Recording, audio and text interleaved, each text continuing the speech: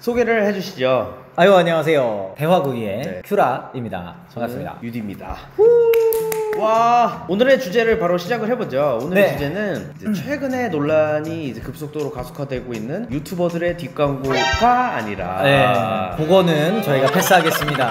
저희 같은 학고가 끼어들 그런 건 아닌 것 같아요. 오늘 준비한 주제는 의정부고등학교의 이제 졸업사진 중에 하나가 이제 뒤늦게 논란을 타고 있죠. 원래 의정부고등학교가 좀 코스프레 이런 걸로 좀 유명하잖아요. 졸업사진에서. 근데 이번에 그 관장밈을 활용한 밈을 코스프레 했는데 이게 좀 논란이 되고 있다고. 맞아요. 그래서 관짝소년단에서 그냥 관까지는 굉장히 리얼하게 표현을 잘했는데 서양에서 흔히 말하는 이제 블랙페이스라고 하는 이제 얼굴을 검게 칠하는 행위도 같이 함으로써 초창기에는 이제 소소하게 유저들 사이에서 그냥 약간 웃김거리였어요. 야, 이렇게까지 하네. 네, 그죠. 열심히 하네. 야, 이 새끼들 얼굴에 이런 칠까지 뭐 이 정도 그런 느낌이었다가 유명인 중에 한 분께서 그죠. 이걸 이제 개인 인스타에 직접 인용을 해서 올리는 바람에 좀 논란이 커지고 있습니다.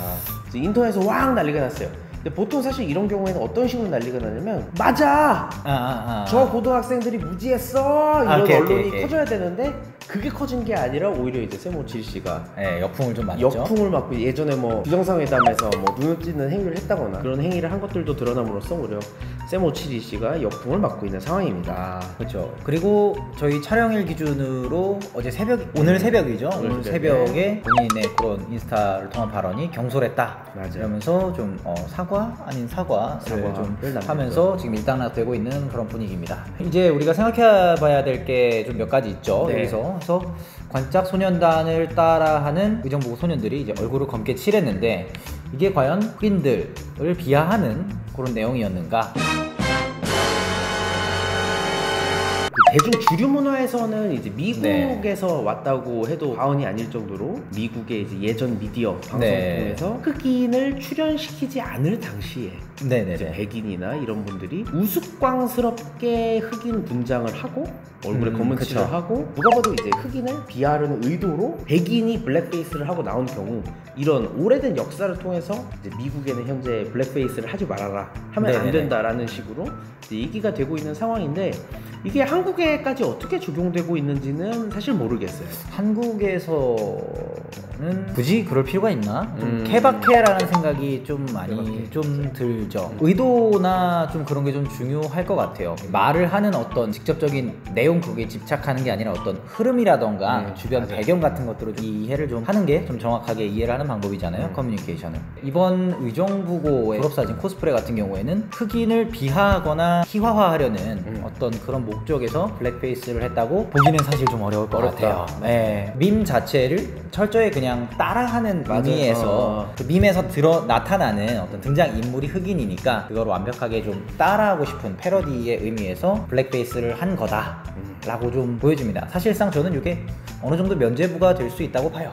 이 얘기에 전적으로 공감을 하는 게 물론 이제 쌤572가 이제 말하고 싶었던 의도는 뭔지 알겠어요. 세계적 추세, 세계적으로 봤을 때는 이제 블랙페이스가 굉장히 political correctness, 이제 PC 문화에 굉장히 반하는 행동이다. 이런 걸 하지 말았어야 된다라는 의견을 저도 알겠는데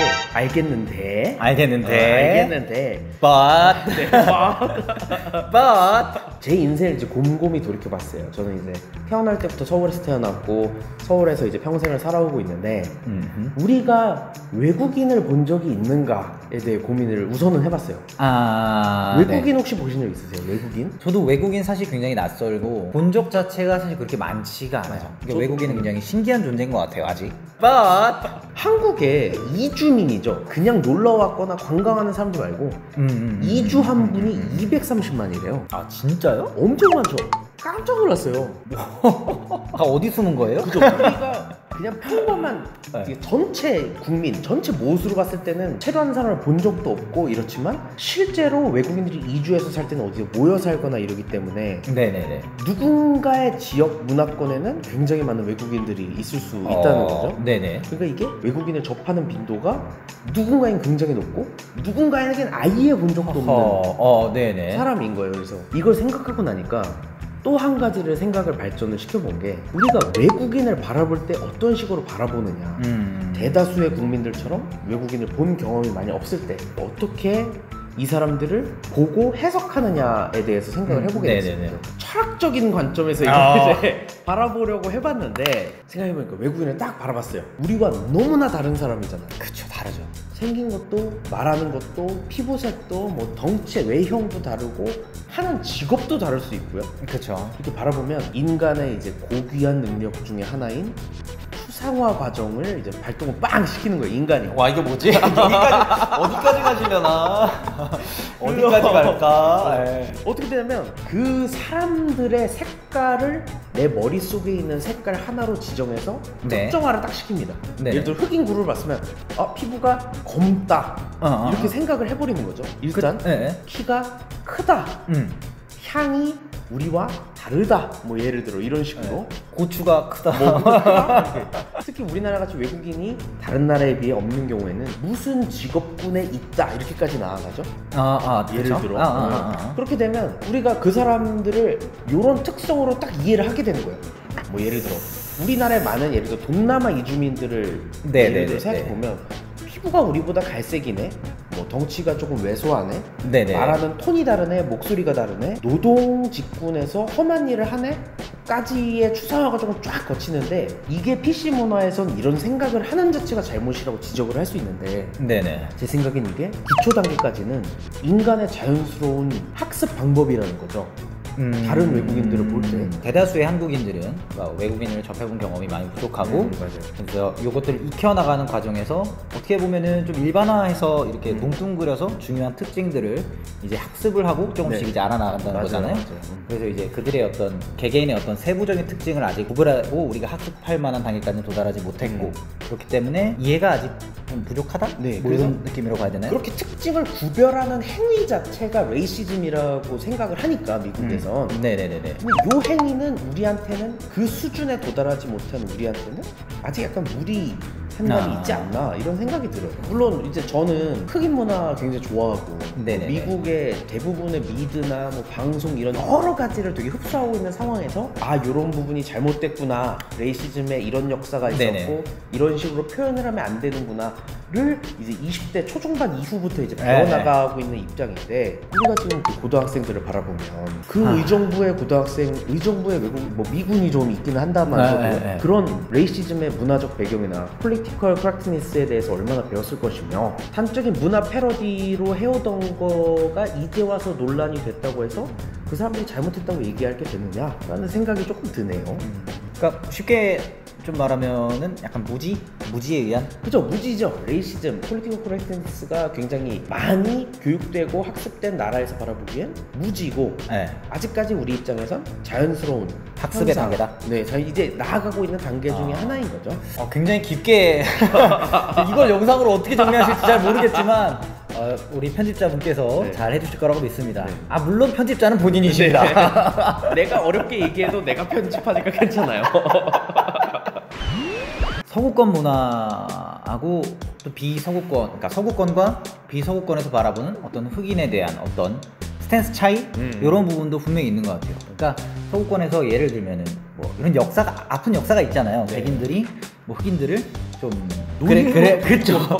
좀 말하기 좀 그렇지만 그런 식으로 하면서 어떤 핍박하고 탄압하고 그런 역사가 있었기 때문에 이제 그의 어떤 주가 되었던 백인들이 그 흑인의 흉내를 내는 건 사실 좀 굉장히 민감한 문제기는 하지만, 막말로 아시아인들이, 그러니까 황인종들이 흑인을 묘사하는 데 있어서 뭐 사실 뭐 우리가 뭐 그런 역사를 갖고 있는 것도 아니고 그런 의도가 있는 것도 아니고, 사실 국제사회에 나가면은 흑인보다 사실 더 멸시받는 게 황인종인데 누가 누구를 무시하냔 말이야. 무시를 받으면 우리가 더 무시를 받으면 받았지 사실. 아니 그것도 생각해보면 미국은 지들이 인종차별을 해놓고 왜 남의 나라에서 블랙페이스 하는 걸 뭐라고 하는 놈이 있는 거야. 존나 어이없네 갑자기 생각하니까. 우리는 역사를 통틀어 봤을 때 흑인들을 핍박하거나 무시한 역사가 없어요. 우리는 우리 스스로를 핍박했다고요. 우리 스스로 같은 인종을 노예로 부렸다고. 샘 오치리 씨가 이번 사건에 대해서 사실 블랙 관련해서 좀 불편함을 느꼈다, 이건 인종차별이다 라고 느꼈다면 저는 사실 그건 좀 아니라고 생각합니다. 그런데 이번 사태와 관련해서 샘 오치리 씨가 기분이 나빴을 수는 있어요. 근데 그거는 레이시즘 관련된 내용은 아니에요. 레이시즘 관련된 내용은 아니고, 저는 이런 생각을 한번 해봤어요. 그러니까 문화 제국주의나 문화 우월주의, 문화의 다양성을 존중하지 않는 이런 쪽의 관점에서 한번 보면은 샘 오치리 씨가 충분히 화낼 만하지 않았을까라는 생각도 한번 해봐요. 이게 뭔 소리냐면 관짝 밈 저도 굉장히 좋아합니다. 재미있고 네. 솔직히 웃기잖아요. 그런데 잘 생각해보면은 그것은 가나라는 어떤 국가에서 어떤 굉장히 트레디셔널한 전통 문화잖아요. 그 내면에 담긴 의미는 사실 굉장히 숭고한 그죠. 의미를 가지고 있고 숭고한 행위란 말이죠. 이런 것들이 밈화되고 다른 나라 타국에서나 이런 것들의 유행을 타면서 어떻게 보면 좀 희화화되는 게 어떻게 보면은 그들의 소중한 문화의 다양성을 존중하지 않고 그들의 조롱하는 그런 것으로 좀 해석이 될 수가 있잖아요. 그죠. 그러니까 반대로 생각해보면 우리나라의 장례 문화야. 근데 뭐 상투 쓰고 막 이렇게 나와서 막 절하고 막 옷 입고 뭐 제상 쌀은 없는데 뭐 어느 나라 뭐 다른 인종이든지 뭐든지 간에 이게 재밌어 보인다 이거지. 그래갖고 희화화를 시도하는 거야. 그래갖고 막 우리가 막 그 차려놓고 막 절하잖아요. 절하는데 갑자기 막 속도 바꿔가지고 막 음악 깔면서 막 이러면서 막 웃기다가 유행이 되면은 기분 나쁘잖아. 분명히 그럴 수 있잖아요. 아니 이건 우리나라의 전통 문화고 숭고한 장례 문화인데 이걸 너네가 이렇게 웃기게 생각하는 거는 굉장히 잘못된 행위 아니냐. 저는 샘 오치리 씨가 관짝 사건에 대해서 기분이 나빴고 클레임을 걸고 좀 이슈화 할 생각이 있었다면은 좀 더 영리하게 생각해서 레이시즘을 들이댈 게 아니라 이런 문화의 다양성, 문화 제국주의, 문화 우월주의 이런 것들을 얘기하면서 얘기했으면은 좀 더 설득력과 정당성을 갖지 않았을까라는 생각을 해봅니다. 물론 웃기긴 하지만 하나의 전통 문화를 존중해달라. 그건 우리의 소중한 문화다. 숭고한 행위다. 라고 이야기를 하셨으면은 좀 더 멋지지 않았을까. 맞아요. 네, 이런 생각을 한번 해봅니다. 네. 그래서 이제 해소 방안을 생각한 게 있어요. 해소 방안. 우리가 7차 교육과정 속에서 네네. 외국인들의 문화, 네. 어떤 것을 터부시해야 된다는 것, 어떤 것을 발설하지 말아야 된다는 것을 네네. 배운 적이 있는가? 아, 교육에서 그런 교육을 정식으로 받은 적은 사실 없는 것 같아요. 네, 없어요. 배운 게 별로 없다는 게 많이 느껴지는 게 제가 녹음을 하고 있지만 자료를 봐야 돼서 이걸 잠깐 보겠습니다. 우선 교과 과정 속에서 이주민들, 현재는 230만이나 되는 이주민들이 한국 사회에서 사회적 약자라고 많이 표현이 된대요. 왜냐면 현실적으로 한국에는 많은 노동계층이 일하고 있다 보니까 네. 예를 들어 이런 사람들과 같이 분류되는 거예요. 사회적 약자라고 하면 노약자, 임산부, 뭐 어린이, 뭐 등등등 장애인 등등 가다가 외국인 노동자가 포함돼서 가르치고 있다.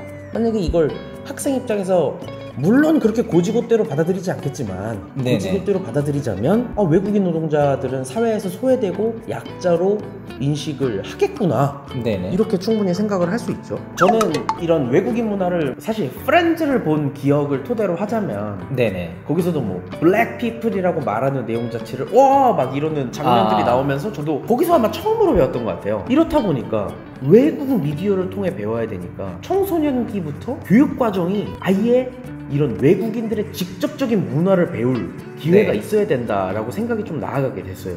이제 글로벌화 시대라고 외친 게 한 2000년도 초반이에요. 근데 벌써 2020년이 지나고 있는 상황이 되고 있으니까 네네. 이거 혹시 교육과정 속에서 직접적으로 외국인의 문화에 대해서 더 이해하려고 교육을 많이 시켜야 된다 이렇게 저는 정리를 하고 싶네요.